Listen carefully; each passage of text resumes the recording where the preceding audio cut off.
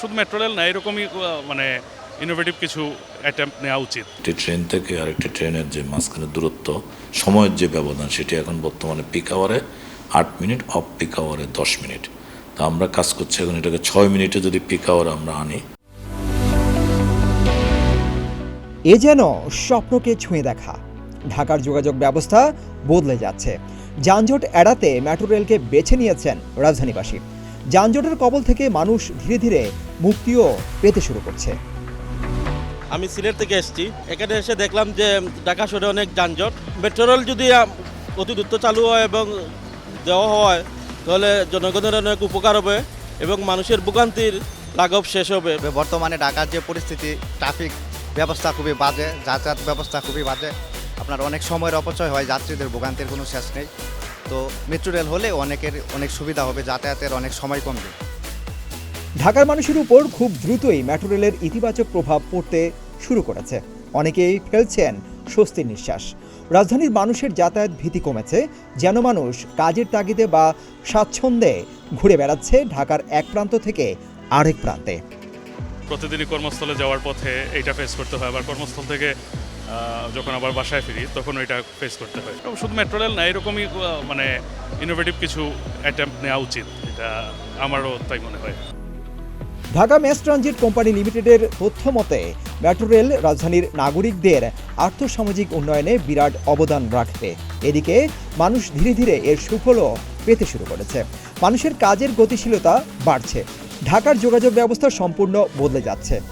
পুরো ঢাকার যে কানেক্টিভিটি, সেটা কিন্তু এনশিওর করতে পারলে তখন ঢাকাবাসী আরও শান্তিতে এবং স্বস্তিতে এই মেট্রো পরিষেবা গ্রহণ করতে পারবেন। জনজীবন আমরা মনে স্বস্তির হবে। মেট্রো রেলের যাত্রা শুরু হওয়ার পর লাইন 6 উত্তরা থেকে মতিঝিল অংশে চলাচল করছে। 2 বছর ধরে বাণিজ্যিক অপারেশন চালু রেখেছে ডিএমটিসিএল বলেও জানা যায়। ব্যবস্থাপনা পরিচালক বলেন, শত বাধায়ও মেট্রো রেলের সেবা দেয়ায় সচেষ্ট Dhaka mass transit corporation limited.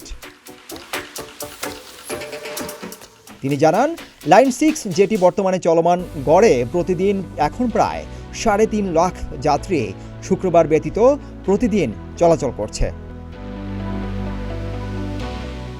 যানজটের কারণে ঢাকা নাকাল, তাই তিনি বলছেন এটি শান্তির পরশ নিয়ে এসেছে। এদিকে দুটি রেলের মধ্যবর্তী দূরত্ব কমিয়ে আনা ও কোচ সংখ্যা বাড়ানো নিয়ে কাজ চলছে বলেও জানান তিনি। তিনি আরও জানান, যাত্রীদের সুবিধায় 6 মিনিট পরপর রেল যাতে আসে সেদিকটায় নজর দিচ্ছে কর্তৃপক্ষ। একটি ট্রেন থেকে আরেকটি ট্রেনের যে মাঝখানে দূরত্ব, সময়ের যে ব্যবধান, সেটি এখন বর্তমানে পিক আওয়ারে 8 মিনিট, অফ পিক আওয়ারে 10 মিনিট। তা আমরা কাজ করছি এখন এটাকে 6 মিনিটে যদি পিক আওয়ার আমরা আনি এবং অফ পিক আওয়ারে যদি অবস্থা অনুযায়ী 10 মিনিট যদি ওকে থাকে ওকে, না হলে আমাদের সার্ভে এবং পরীক্ষা নিরীক্ষা করে যদি দেখে যে এটাও কমানোর সুযোগ আছে, সেই লক্ষ্যে আমরা এখন দ্রুত কাজ করছি। তিনি আরও বলেন, আশা করা যাচ্ছে আগামী দিনগুলোতে মেট্রো পরিষেবা আরও ভালোভাবে যাতে পায় সেদিকটায় নজর দেওয়া হচ্ছে। লাইন 6 হচ্ছে উত্তরা উত্তর থেকে কমলাপুর পর্যন্ত। যদিও বর্তমানে মতিঝিল পর্যন্ত মেট্রো রেল চলছে, তবে এ বছরের ডিসেম্বরে শেষ হবে মতিঝিল থেকে কমলাপুরের কাজ। লাইন 6 হচ্ছে আমাদের উত্তরা উত্তর থেকে শুরু হয়ে মতিঝিল পর্যন্ত এখন কমার্শিয়াল অপারেশন চলছে। এই বছর অর্থাৎ 2025 আমাদের টার্গেট আছে মতিঝিল টু কমলাপুর অংশটাকে চালু করলে তাহলে পুরো লাইন হবে উত্তরা উত্তর থেকে মতিঝিল কমলাপুর পর্যন্ত। আরও জানা গেছে, আগামী মে মাস থেকে শুক্রবার সকালেও মেট্রো রেল চালানোর পরিকল্পনা করছে পরিচালনাকারী প্রতিষ্ঠান Dhaka mass transit company limited. বর্তমানে রাজধানীবাসীর স্বস্তির অপর এক নাম মেট্রো রেল। নেই কোনো যানজট, নেই কোনো ভোগান্তি।